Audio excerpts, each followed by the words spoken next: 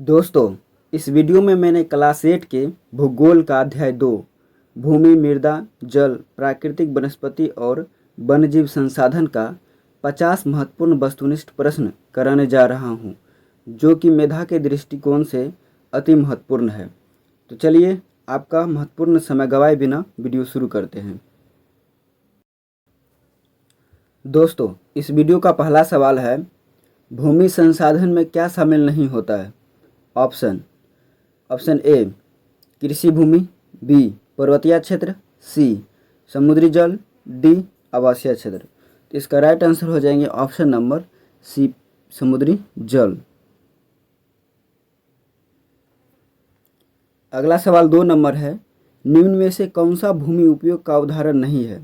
Option A वन, option B झील, option C चारा भूमि, ऑप्शन डी शहर। तो इसका राइट आंसर हो जाएंगे ऑप्शन नंबर जो है बी होंगे। ये क्या है? झील। झील जो है ये भूमि उपयोग नहीं है, क्योंकि ये जल है। ठीक है, ये जल संसाधन है, जल संसाधन। और बाकी सब जो है ये भूमि संसाधन है। चारा, जहाँ पर जो है गाय, ठीक है, बकरी वगैरह वो चरती है जिस भूमि पर, ठीक है, घास जो चरती है। शहर भी कहाँ होते हैं? भूमि पर ही बनाया जाता है, ज़मीन पर ही बनाए जाते हैं। ठीक है। अगला सवाल है दोस्तों 3 नंबर, सतही अवरदन का कारण है, और यह मेधा के एग्जाम में पूछा गया है 2023 में। तो option A Tej Pawan, B नाली, सी पानी का तेज बहाव, ऑप्शन डी 1 एवं 3 दोनों। मतलब जो है ऊपर में जो 1 नंबर है तेज पवन और पानी का तेज बहाव, ये दोनों राइट आंसर हो जाएंगे ऑप्शन नंबर डी। ठीक है, क्योंकि देखिए सतही, इसका मतलब समझिए सतही अपर्दन क्या होता है। सतही मतलब ज़मीन, ठीक है, मिट्टी। तो मिट्टी यानी भूमि का जो अपर्दन, अपर्दन मतलब होता है, समझ लीजिए, अपर्दन का मतलब होते हैं मिट्टी का एक स्थान से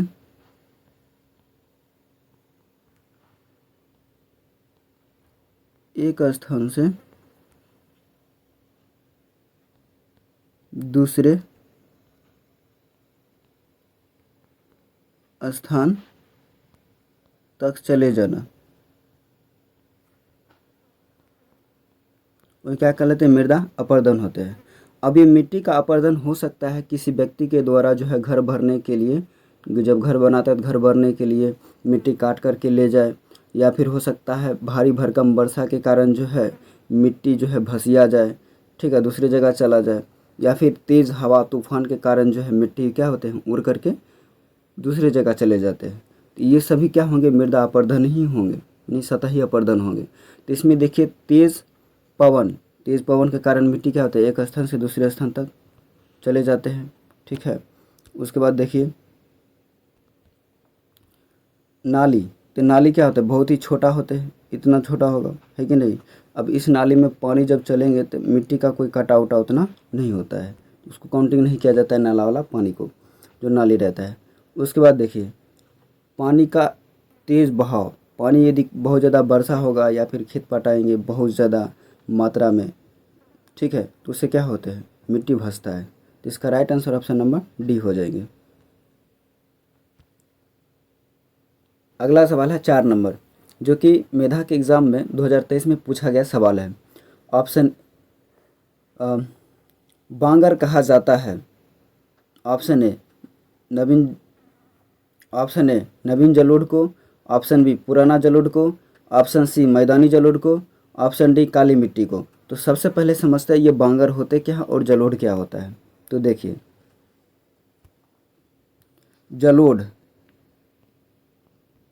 जलोढ़ क्या होते हैं ये समझिए। ये जो जलोढ़ होते हैं, ये जो होता है पानी के द्वारा, पानी के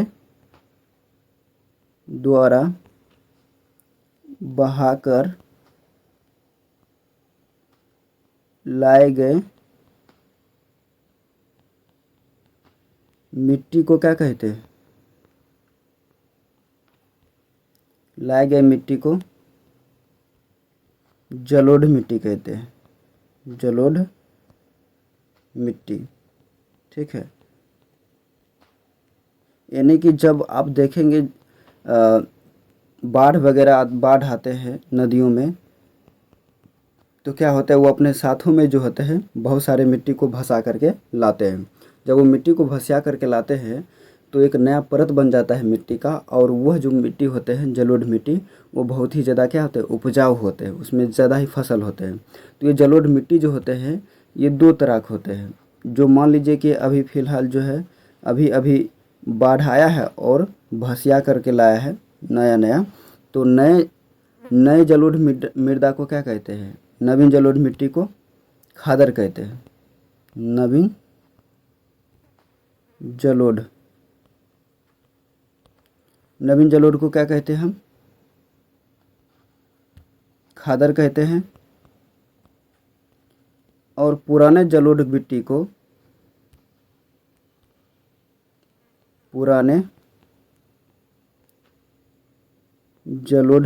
क्या कहते हैं? पुराने जलोढ़ मिट्टी को बांगर कहते हैं। समझ गए? यानी कि जलोढ़ मिट्टी जो होते हैं वो जो अगर नया नया आया है तो उसको क्या कहेंगे? खादर, और जो पुराना होगा उसको कहते हैं बांगर। तो इसका ऑप्शन देखते हैं नवीन जलोढ़ मिट्टी। ऑप्शन ए, ऑप्शन बी क्या है? पुराना जलोढ़ मिट्टी। तो इसका राइट आंसर क्या हो जाएगा? Option number B. और सवाल यही कह रहा है कि बांगर कहा जाता है, तो पुराने जलोढ़ मिट्टी को बांगर कहते हैं। अगला सवाल है दोस्तों 5 नंबर। किस भूमि का उपयोग अस्थायी चारागाह के लिए होता है? ऑप्शन ए काली मृदा, ऑप्शन बी रेतीली जमीन, ऑप्शन सी पहाड़ी इलाका, ऑप्शन डी नदियाँ। तो इसका राइट आंसर हो जाएंगे ऑप्शन नंबर सी, पहाड़ी इलाका। यानी कि पहाड़ी इलाका जो क्या होता है अस्थायी चारागाह के लिए होते हैं। यहाँ पर कोई लोग जो है खेत जोतने वगैरह के लिए नहीं जाता है कि वहाँ पे। अगला सवाल है दोस्तों 6 नंबर। भूमि संरक्षण में किसका योगदान अधिक होता है? ऑप्शन ए नदियों की खुदाई, ऑप्शन बी वृक्षारोपण, ऑप्शन सी खनन, ऑप्शन डी सड़कें। तो इसका राइट आंसर हो जाएगा ऑप्शन नंबर बी, वृक्षारोपण। अगला सवाल है दोस्तों 7 नंबर। स्वामित्व के आधार पर भूमि को कितने वर्गों में बांटा गया है? Option A 5, option B 4, option C 3, option D 2। तो इसका राइट आंसर हो जाएगा ऑप्शन नंबर डी, 2 होते हैं। ठीक है, तो वो कौन कौन से हम आपको बता रहे हैं। जो 2 होते हैं स्वामित्व के आधार पर बांटा गया है, एक होता है निजी भूमि, यानी कि इस पर जो है व्यक्ति स्वयं का अधिकार होता है उस भूमि पर। जैसे कि किसी का अपना प्रॉपर्टी है, खेत है, कबाला अपना खुद का खरीदा हुआ है, तो निजी संपत्ति होता है, उसमें व्यक्ति का ही अधिकार होता है, ना कि कोई समाज का आदमी जो है उस पर रहने जाएगा, घर बना लेगा, ऐसा होगा नहीं होते हैं। एक और होता है, एक होता है सामुदायिक भूमि, सामुदायिक भूमि,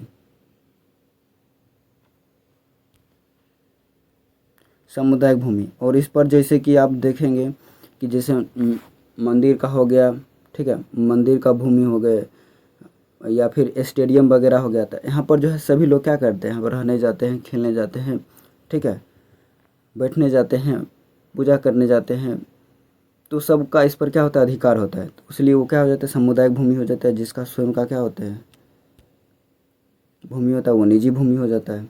ठीक है, अगला सवाल है दोस्तों 8 नंबर। किस क्षेत्र में भूमि का सतत उपयोग कठिन होता है? ऑप्शन ए मैदानी, ऑप्शन बी मैदान, ऑप्शन सी ढलान युक्त, ऑप्शन डी उपजाऊ क्षेत्र। तो इसका राइट आंसर हो जाएगा ऑप्शन नंबर सी, ढलान युक्त हो जाएंगे। क्योंकि ढलान युक्त जगह पर जो है भूमि का उपयोग करना लगातार, ठीक है, बहुत ही कठिन होता है। क्योंकि यदि उस पर खेती भी किया जाए तो क्या होता है पानी जो होता है नीचे आ जाएंगे सरसरा करके। ठीक है,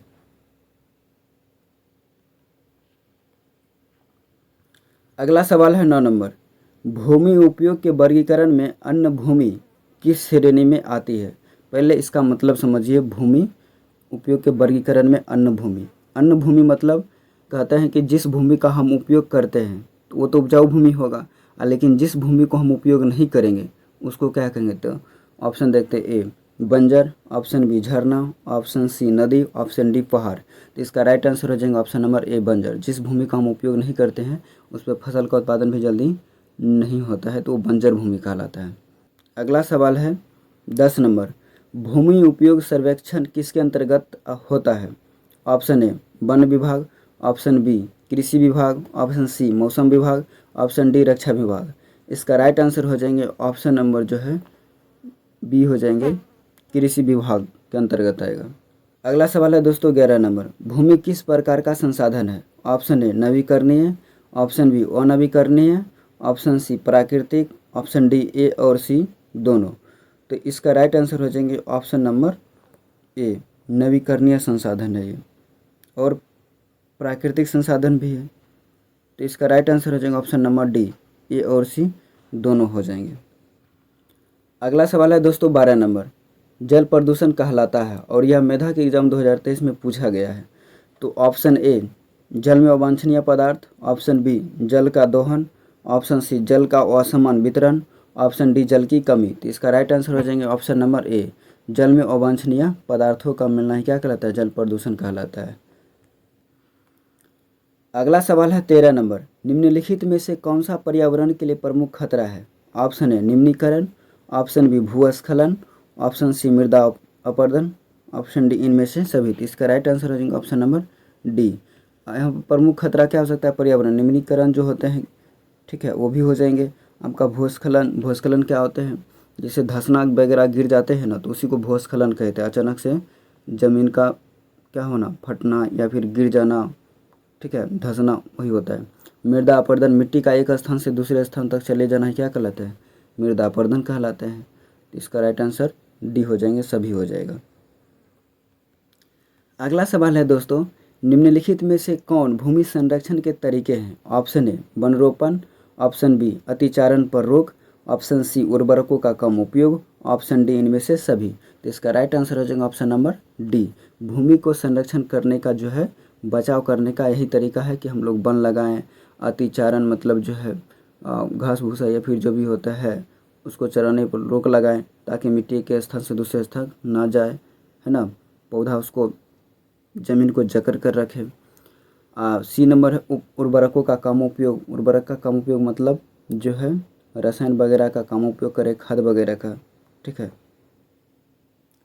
दोस्तों। अगला सवाल है 15 नंबर, पृथ्वी का कितना प्रतिशत हिस्सा भूमि के अंतर्गत है? Option A 71%, option B 29%, option C 41%, option D 51%।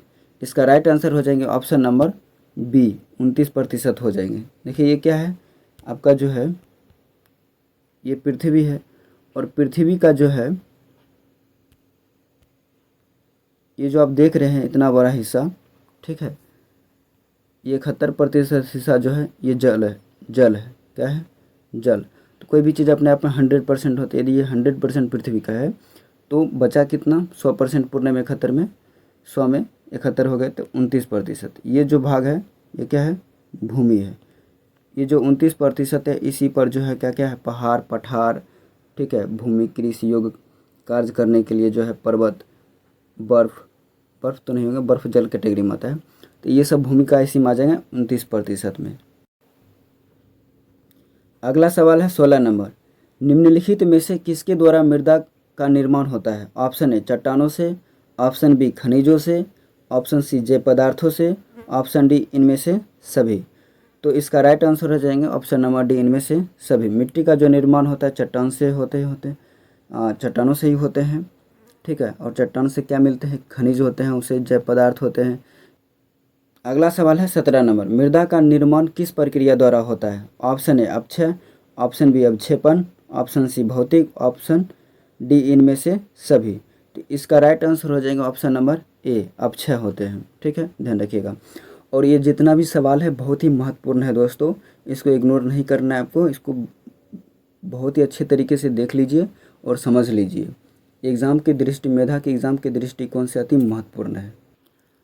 अगला सवाल है 18 नंबर, निम्नलिखित में से कौन मृदा निर्माण का कारक नहीं है? ये कि मेधा के एग्ज़ाम 2018 में पूछा गया सवाल है। ऑप्शन ए जलवायु, ऑप्शन बी कार्बनिक पदार्थ, ऑप्शन सी समय, ऑप्शन डी मृदा टेक्सचर। तो इसका राइट आंसर हो जाएंगे ऑप्शन नंबर डी, मृदा टेक्सचर। अगला सवाल है दोस्तों 19 नंबर, निम्नलिखित में से किस कपासी में मृदा कहते हैं? सॉरी, यहाँ पर जो है किस नहीं होना चाहिए था, किसे होना चाहिए था।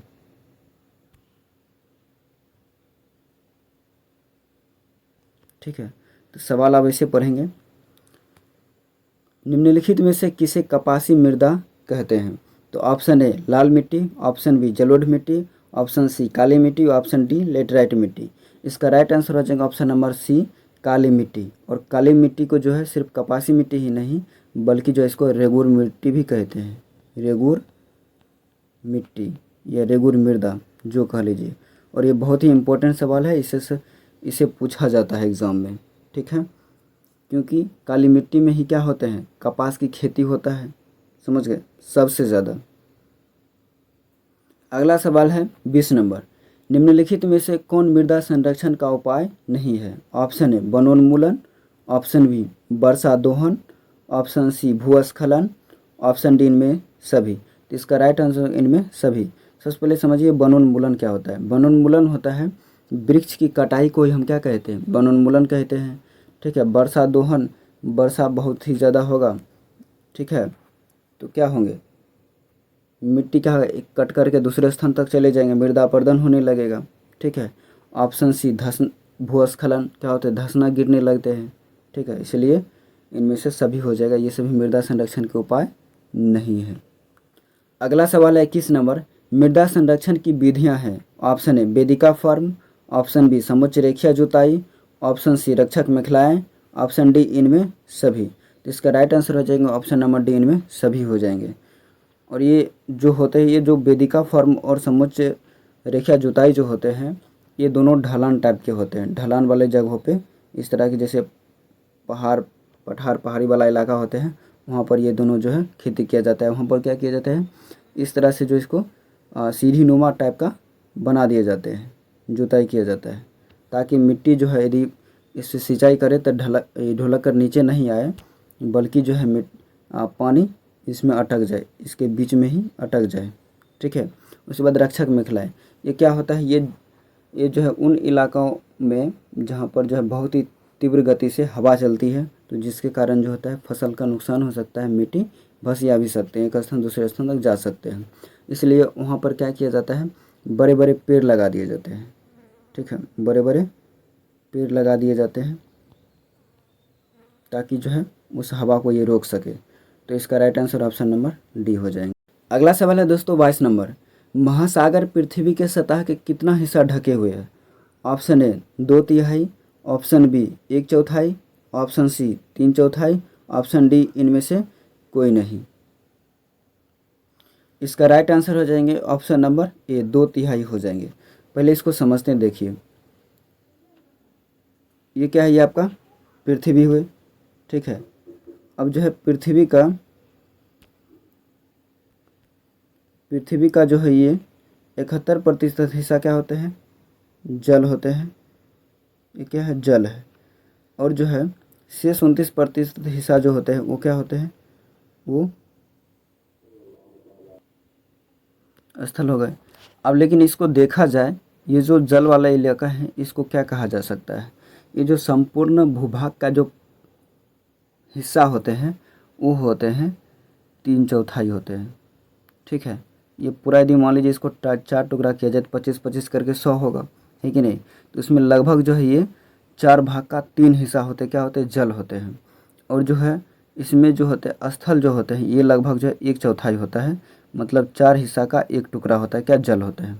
लेकिन सवाल में क्या पूछा है, सवाल में ये कह रहा है, और ये जो होते यदि समुद्र के जल को 100% में देखा जाए, ठीक है, इसमें अब हम सिर्फ और सिर्फ 71% जल को लिए और ये इसको हम क्या माने, 100% माने।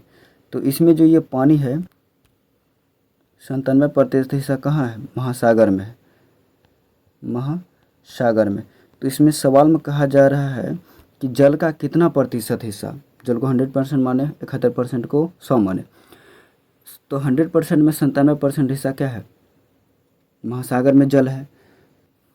और यहाँ देखिए, और शेष जो इतना जो बचेगा 3% जो होते हैं लगभग, ठीक है, 3% ये जो होते हैं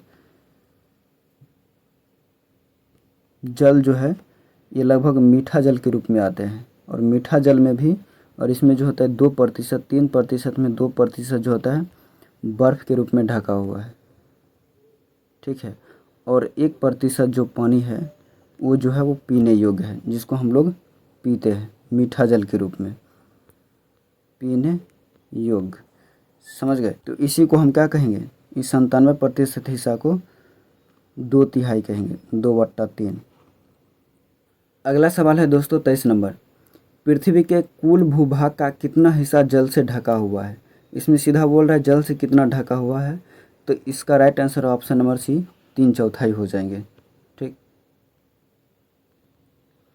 अगला सवाल है 24 नंबर। पृथ्वी पर कितने प्रतिशत जल बर्फ के रूप में पाया जाता है? ये जो है मेधा के एग्ज़ाम 2023 में पूछा गया। Option A 97%, option B 2%, option C 1%, option D 10%। तो इसका राइट आंसर हो जाएंगे ऑप्शन नंबर बी, 2% पाया जाता है। ठीक है, बर्फ़ के रूप में। अगला सवाल है दोस्तों 25 नंबर। कुल जल का कितना प्रतिशत ओलावन जल है या उपलब्ध है? तो यहाँ देखिए ओलावन जल का क्या मतलब हुआ। ओलावन जल का मतलब हुए मीठा पानी, मीठा पानी, या फिर जिसमें नमक की मात्रा ना हो, नमक की मात्रा ना हो, यानी नमक नहीं पाया जाता उसमें। और लवण का मतलब हो गया जिसमें नमक पाया जाता है, लवण का मतलब जिसमें नमक पाया जाता है। तो ओलावन जल उसे कहते हैं जिसमें नमक की मात्रा नहीं होती है। ठीक है, तो वही ओलावन जल जो होते हैं उपलब्ध, कितना प्रतिशत उपलब्ध है वही बताना है। इसका राइट आंसर हो जाएंगे ऑप्शन नंबर सी। ऐसे ओलावन यदि बात किया जाए जल, तो ये जो होते हैं बर्फ़ के रूप में भी होते हैं। ठीक है, 2% बर्फ़ के रूप में होता है। बर्फ़ क्या होता है, ओलावन ही जल है।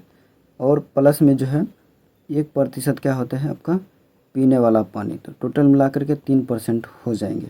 तो अब यहाँ पर ऑप्शन 3% नहीं है, तो यहाँ पर क्या हम क्या लेंगे, यहाँ पर पीने योग्य पानी वाला ही ऑप्शन लेंगे। इसका राइट आंसर हो जाएंगे क्या, सी 1%। अगला सवाल है दोस्तों 26 नंबर। निम्नलिखित में से कौन जल संरक्षण की विधियां हैं? ऑप्शन ए स्प्रिंकलर से सिंचाई करना, ऑप्शन बी ड्रिप तंत्र, ऑप्शन सी ए और बी, ऑप्शन डी इनमें से कोई नहीं। इसका right answer option number C, A और बी दोनों सही है। ठीक है, जल संरक्षण के उपाय, बचाव कैसे करेंगे, स्प्रिंकलर विधियाँ और ड्रिप विधियाँ दोनों है। ड्रिप तंत्र में जल बूंद बूंद कर करके क्या होता है पौधों में गिरते हैं। अगला सवाल है दोस्तों, स्थल मंडल, जल मंडल और वायुमंडल के बीच जुड़े एक संकरे क्षेत्र को क्या कहते हैं? ऑप्शन ए जैव मंडल, ऑप्शन बी पारितंत्र, ऑप्शन सी राष्ट्रीय उद्यान, ऑप्शन डी वन्यजीव अभ्यारण्य। इसका राइट आंसर हो जाएंगे ऑप्शन नंबर ए, जैव मंडल कहलाते हैं ये। जैसे देखिए, ठीक है, ये वाला हिस्सा क्या हो गया आपका, ये हो गए जल मंडल। जल मंडल, मंडल 3 तरह के होते हैं, एक जल मंडल होते हैं। ठीक है, ये क्या हो गया आपका, इसे स्थल मंडल मानिए,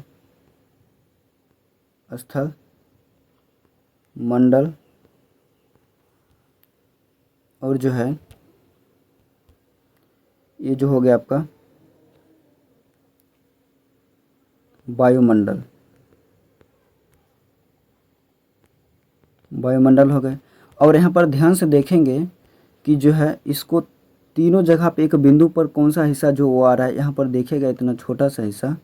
ठीक है, इसमें तीनों आया हुआ है, जल मंडल, स्थल मंडल, ठीक है, और वायुमंडल। तो इसी मंडल को क्या कहते हैं, जिसमें तीनों हो, जल मंडल, स्थल मंडल और वायुमंडल।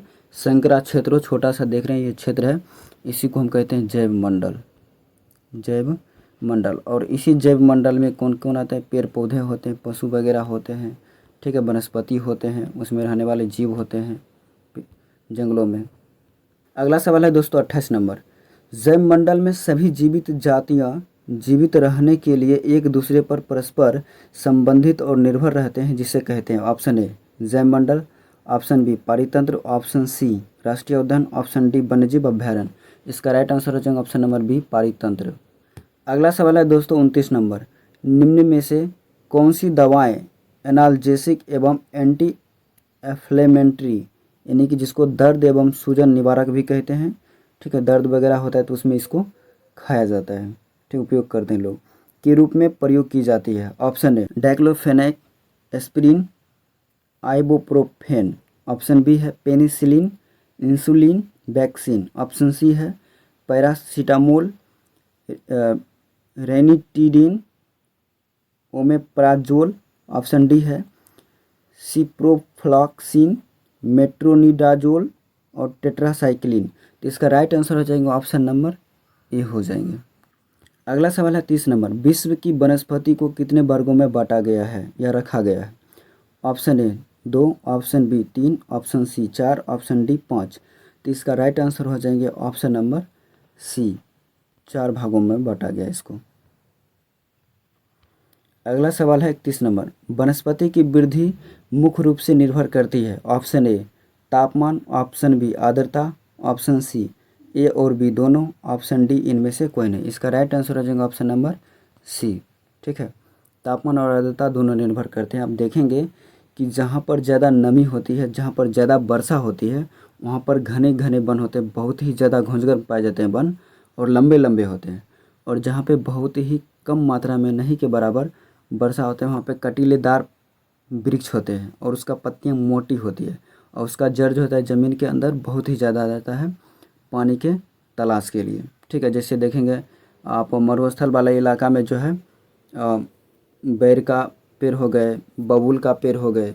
ठीक है, और जहाँ पे थोड़ा बहुत औसत रूप से वर्षा होता है सामान्य रूप से, वहाँ पर जो होता है आम का पेड़, ठीक है, और लीची का पेड़, ये सब पेड़, कटहल का पेड़, ये सब पाए जाते हैं।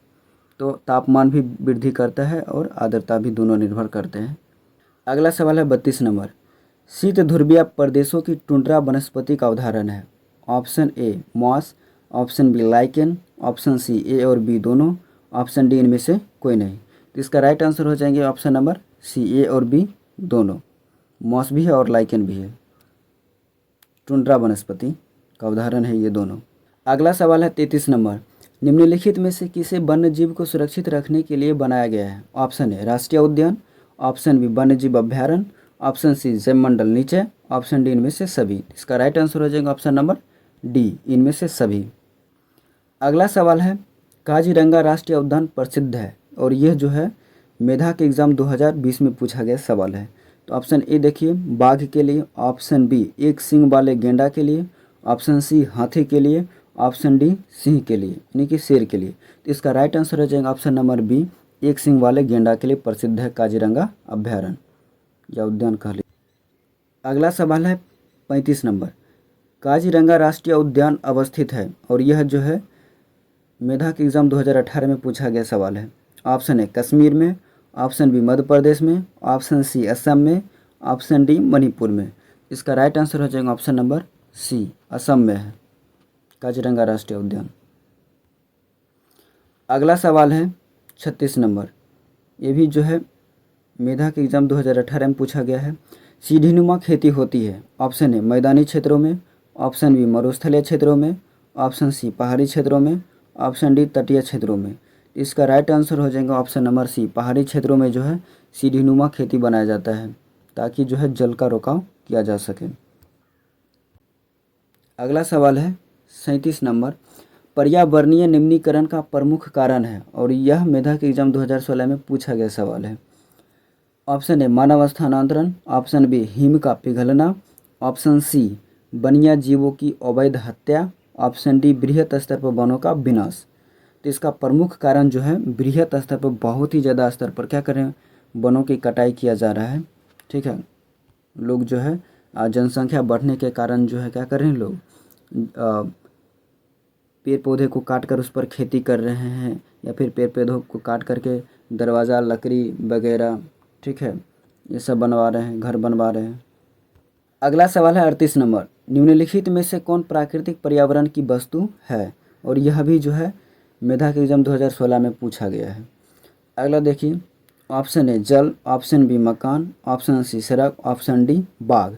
इसमें कौन जो है प्राकृतिक पर्यावरण की वस्तु है? तो इसका right answer option number D, बाग क्या है, प्राकृतिक पर्यावरण की वस्तु है।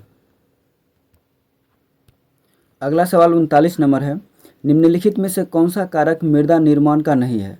ऑप्शन ए समय, ऑप्शन बी मृदा का गठन, ऑप्शन सी जैव पदार्थ, ऑप्शन डी इनमें से कोई नहीं। तो इसका राइट आंसर हो जाएगा ऑप्शन नंबर बी, मृदा का गठन। अगला सवाल है दोस्तों 40 नंबर, निम्नलिखित में से कौन सी विधि तीव्र ढालों पर मृदा अपरदन को रोकने के लिए सर्वाधिक उपयुक्त है? ऑप्शन ए रक्षक मेखला, option B mulching, option C वेदिका कृषि, ऑप्शन डी इनमें से कोई नहीं। इसका राइट आंसर हो जाएगा ऑप्शन नंबर सी, वेदिका कृषि। ठीक है, वेदिका कृषि और समोच्च रेखीय जुताई भी।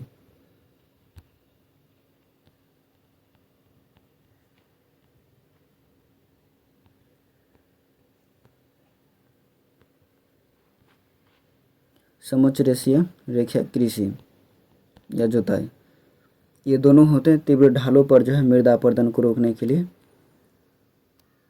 किया जाता है। अगला सवाल है 41 नंबर, निम्नलिखित में से कौन सा प्रकृति के संरक्षण का अनुकूल नहीं है? ऑप्शन ए बल्ब को बंद कर देना चाहिए जब आवश्यकता ना हो, ऑप्शन बी नल को उपयोग के बाद तुरंत बंद कर देना चाहिए, ऑप्शन सी खरीदारी के बाद पॉली पैक को नष्ट कर देना चाहिए, ऑप्शन डी इनमें से कोई नहीं। तो इसका राइट आंसर हो जाएगा ऑप्शन नंबर सी जो है, यानी कि खरीदारी के बाद पॉलीथीन को हम लोग क्या कर देते हैं, नष्ट कर देना चाहिए हमको, या कर देते हैं नहीं।